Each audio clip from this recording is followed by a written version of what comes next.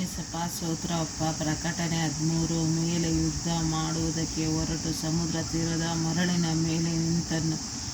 ಸಮುದ್ರದೊಳಗಿಂದ ಬಂದ ಐಶ್ವರ್ಯಕರವಾದ ಮೃಗವನ್ನು ಕುರಿತದ್ದು. ಸಮುದ್ರದಿಂದ ಮೃಗವು ಏರಿ ಬರುವುದನ್ನು ಕಂಡೆನು. ಅದಕ್ಕೆ 7 ತಲೆಗಳು 10 ಕೊಂಬುಗಳು, ಕೊಂಬುಗಳ ಮೇಲೆ 10 ಮಕ್ಕುಟಗಳು, ತಲೆಗಳ ಮೇಲೆ ದೇವದೂಷಣ ನಾಮಗಳು ಇದ್ದವು. ನಾನು ಕಂಡ ಮೃಗವು ಚಿರತೆಯಂತಿತ್ತು.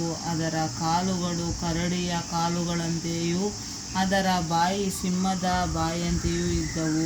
ಅದಕ್ಕೆ ಘಟಸರ್ಪನು ಶಕ್ತಿಯನ್ನು, ಸಿಂಹಾಸನವನ್ನು, ಮಹಾ ಅಧಿಕಾರವನ್ನು ಕೊಟ್ಟನು. ಅದರ ತಲೆಗಳಲ್ಲಿ ಒಂದು ತಲೆ ಗಾಯ ಹೊಂದಿ ಸಾಯುವ ಹಾಗಿರುವುದನ್ನು ಕಂಡೆನು. ಆ ಮರಣಕಾರವಾದ ಗಾಯವು ವಾಸಿಯಾಯಿತು.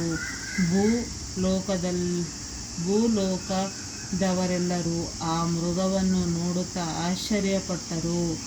ಘಟಸರ್ಪನು ಆ ಮೃಗಕ್ಕೆ ಅಧಿಕಾರವನ್ನು ಕೊಟ್ಟವನಾದ್ದರಿಂದ ಅವರು ಆ ಘಟಸರ್ಪನಿಗೆ ನಮಸ್ಕಾರ ಮಾಡುವವರಾದರು. ಇದಲ್ಲದೆ ಆ ಮೃಗಕ್ಕೂ ನಮಸ್ಕಾರ ಮಾಡಿ, ಆ ಮೃಗಕ್ಕೆ ಸಮಾನರು ಯಾರು, ಇದರ ಮೇಲೆ ಯುದ್ಧ ಮಾಡುವುದಕ್ಕೆ ಯಾರು ಶಕ್ತರು ಅಂದರು.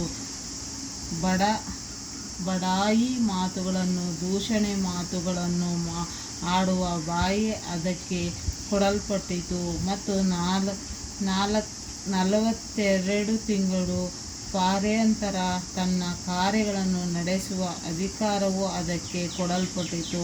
ಆಮೆನ್.